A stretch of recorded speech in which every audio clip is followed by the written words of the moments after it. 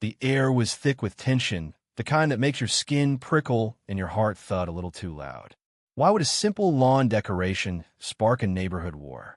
In the quiet suburb of Willow Creek, where manicured lawns and pastel mailboxes lined the streets like soldiers in formation, I stood on my front porch, staring at the offending item. A small, hand-painted gnome statue, its red hat tilted jauntily to one side. It was a gift from my late grandmother, a quirky reminder of her laughter, and I placed it near my rose bushes to honor her memory. But to Karen Whitmore, president of the Willow Creek Homeowners Association, it was a declaration of rebellion. She stormed across the street, her heels clicking like gunfire on the pavement, her face a mask of righteous fury.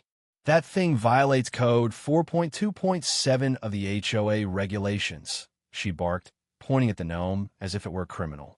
Her voice carried the weight of someone who believed rules were the glue holding civilization together.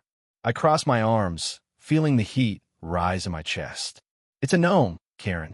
It's not hurting anyone. Her eyes narrowed, and she pulled out her phone, fingers flying over the screen. We'll see about that, she hissed, dialing. Within minutes, a police cruiser rolled up, lights flashing, turning our quiet street into a stage for her drama. The neighborhood watched from behind curtains, their whispers a low hum in the background. Officer Daniels, a stocky man with a tired expression, stepped out of the cruiser, his notepad already in hand. Karen launched into her tirade, gesturing wildly at the gnome, her voice climbing higher with every word. He's defying the HOA? This is a respectable community, and he's making a mockery of it. I leaned against my porch railing, letting her perform, my lips twitching with amusement I didn't dare show. Daniels glanced at me, then at the gnome, his brow furrowing as if wondering why he'd been dragged into this. "Sir, can you explain?" he asked, his tone neutral but tinged with exasperation.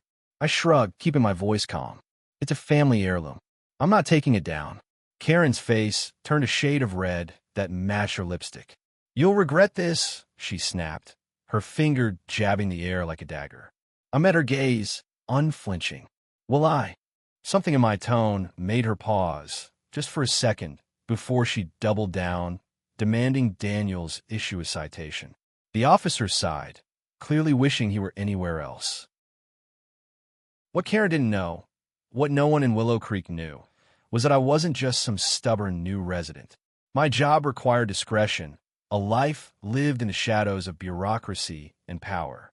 I'd moved here for a quieter life, a chance to blend in, but Karen's crusade was about to unravel everything.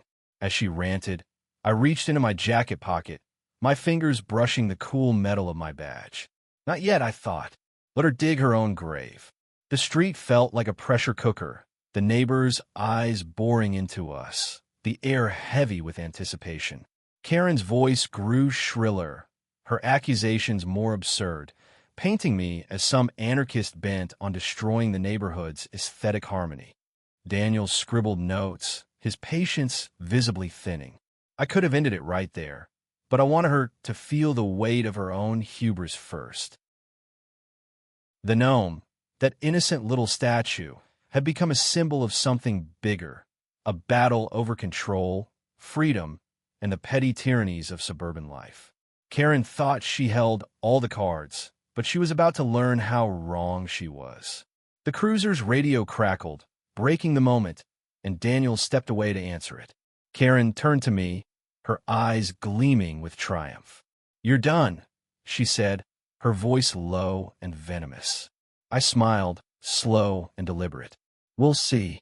The stage was set, and the curtain was about to rise on a truth she couldn't handle.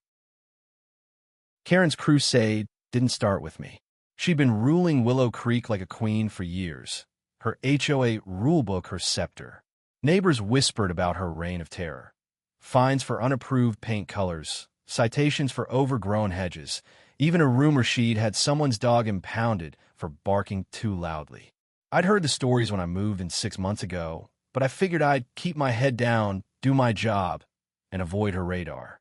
The gnome, though, had painted a target on my back. By the next morning, a certified letter from the HOA was taped to my door, demanding the gnome's removal within 48 hours or I'd face a $500 fine. I tossed it in the trash, my jaw tight. This wasn't about a statue anymore. It was about principle. I wasn't going to let Karen Whitmore dictate what I could keep on my own property, especially not something that meant so much to me. I decided to dig deeper. If Karen wanted to fight, I'd come prepared. My job gave me access to databases most people didn't even know existed, and I spent that evening combing through public records, HOA filings, and Karen's personal history. What I found was a goldmine. Karen had been skimming funds from the HOA budget for years, small amounts, cleverly disguised as maintenance fees or consulting costs, but enough to raise eyebrows. She'd also bullied the board into compliance, threatening legal action against anyone who questioned her. The woman wasn't just a control freak. She was a crook. I printed the evidence, tucked it into a folder, and waited. Knowledge was power, and I had plenty. The twist came that afternoon when I got a call from my supervisor, Agent Harris. "You're stirring up trouble already, aren't you?" he said, his voice half amused, half annoyed. Apparently, Karen had escalated her complaint to the city, claiming I was a threat to community standards. Harris chuckled when I told him about the gnome. "You want backup?" he asked. I didn't. Not yet. This was personal, but his call reminded me of the stakes. My cover as a quiet suburbanite was thin, and Karen's antics were drawing too much attention. I needed to shut this down before it blew up in my face. By evening, Karen was back, this time with a clipboard and 2 HOA board members trailing her like nervous lackeys. They stood on my lawn, inspecting the gnome as if it were a biohazard. "You've had your chance," Karen said, her voice dripping with smug satisfaction. "The fine's been issued, and we're scheduling a hearing." The board members nodded, avoiding my eyes.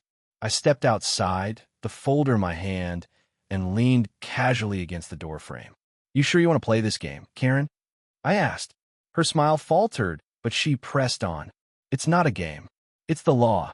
I'll let the moment hang," savoring her confidence. She had no idea what was coming. The hearing was set for Saturday at the community center, a sterile room with fluorescent lights and folding chairs arranged like a courtroom. Karen sat at the front, flanked by her board, her posture rigid with authority. About a dozen neighbors showed up, some curious, others clearly coerced by Karen's influence. I walked in, my folder tucked under my arm, and took a seat in the front row. The air buzzed with anticipation, like the calm before a storm. Karen opened with a speech about preserving property values and maintaining community standards, her eyes locking on me as she mentioned disruptive elements. I kept my expression neutral, but inside I was coiled, ready to strike. When it was my turn to speak, I stood, slow and deliberate, and opened my folder. "Before we discuss the gnome," I said, my voice steady, "let's talk about the HOA's finances." The room went silent. Karen's face froze, her pen hovering over her notepad. I laid out the evidence. Bank statements, questionable invoices, transfers to an account linked to Karen's name. Gasps rippled through the crowd. "This is slander," Karen shouted, slamming her hand on the table. But the board members shifted uncomfortably, their eyes darting to the documents I'd passed around. I didn't stop there. I mentioned her history of intimidation, the neighbors she'd silenced, the rules she'd bent for her own benefit. Each word was a brick, building a wall around her. Then came the twist. Mid-hearing, a woman in the back stood up, her voice trembling but resolute. It was Mrs. Larson, a quiet widow who'd lived in Willow Creek for decades. "She tried to fine me for my rose garden last year," she said, her hands shaking. "When I refused, she spread rumors I was selling drugs." The room erupted in murmurs.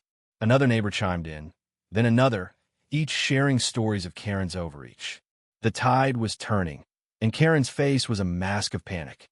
She tried to regain control, banging her gavel, but the room was no longer hers. I sat back, letting the neighbors' voices carry the fight. This wasn't just my battle anymore, it was theirs. Karen's empire was crumbling, but she wasn't going down without a fight. She stood, her voice shrill, accusing me of fabricating evidence, of being an outsider who didn't belong. "Who are you, anyway?" she demanded, her eyes wild. That was my cue. I reached into my jacket and pulled out my badge, the FBI seal glinting under the fluorescent lights. The room went deathly quiet. Karen's mouth opened, then closed, her face paling as if she'd seen a ghost. "I'm Special Agent Daniel Carter," I said, my voice calm but firm. "And I've been investigating financial misconduct for years. Your HOA's books caught my attention." The neighbors stared, wide-eyed, as Karen sank into her chair, her hands trembling. The badge was my trump card, but it wasn't just about shutting her up. It was about showing everyone in that room that power, when misused, always has a reckoning. I didn't need to say much more. The evidence spoke for itself. The board voted to suspend Karen pending an audit, and the neighbors, emboldened, began demanding answers. Karen tried to flee, muttering excuses, but the crowd blocked her path, their questions relentless. She'd ruled by fear, but fear works both ways, and now it was hers. That night, I sat on my porch, the gnome still standing proudly by my roses. The street was quiet again, but it felt different, lighter, like a weight had lifted. Neighbors stopped by, some to thank me, others to apologize for staying silent. Mrs. Larson brought me a cutting from her rose garden, her eyes shining with gratitude. "You gave us our neighborhood back," she said. I smiled, but the victory felt bittersweet. I wanted a quiet life, not a war. But sometimes standing up means standing out. The fallout was swift. By Monday, the HOA board had hired an independent auditor, and Karen's name was stripped from every community newsletter. The police launched an investigation into her finances, and whispers of embezzlement charges floated through Willow Creek. Karen's house went up for sale within a week, her curtains drawn, her car rarely seen. The neighbors rallied, forming a new board with Mrs. Larson at the helm, promising transparency and fairness. The gnome became a kind of local legend, a symbol of defiance against petty tyranny. People started leaving small gifts on my lawn, flowers, notes, even a tiny gnome to keep mine company. But the real change wasn't in the rules or the board, it was in the people. Willow Creek had been a place of hushed compliance, neighbors afraid to step out of line. Now, they waved to each other, shared stories, laughed without looking over their shoulders. I'd exposed Karen, but they'd found their voices. My badge had ended the fight, but their courage had won it. I kept to myself after that, my cover intact, but my presence no longer invisible. The quiet life I'd wanted was gone, but I'd gained something better, a community that fought for itself. Months later, I stood at my grandmother's grave, the gnome's twin resting in my hands. I'd brought it to place beside her headstone, a quiet tribute to the woman who'd taught me to stand firm, to find joy in the small things. The cemetery was peaceful, the kind of place where you could hear your own thoughts. I thought about Willow Creek, about Karen's fall, about the neighbors who'd become more than strangers. My job took me to dark places, corruption, crime, secrets buried deep, but this fight, this small suburban battle, had reminded me why I did it. Not for the badge, but for the people it protected. Back home, the neighborhood was planning a block party, the first in years. Mrs. Larson had invited me, insisting I bring the gnome. I smiled at the thought, picturing it surrounded by laughter and music, a far cry from the war it had sparked.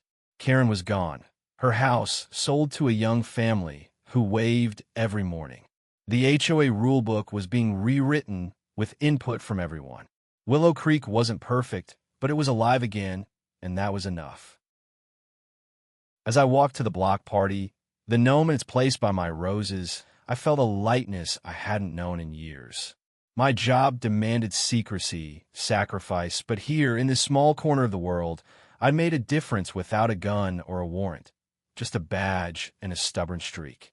The street was alive with color, tables laden with food, kids chasing each other through the grass. Mrs. Larson spotted me and pulled me into a hug, her eyes bright. "You're one of us now," she said. I laughed, the sound foreign but welcome. The gnome stood watch, its red hat catching the sunset's glow, A quiet reminder that even the smallest things can spark change. Sometimes, all it takes is one person to say no, to stand up, to remind others they can too. And as the music played and the neighbors danced, I knew I'd found something worth fighting for.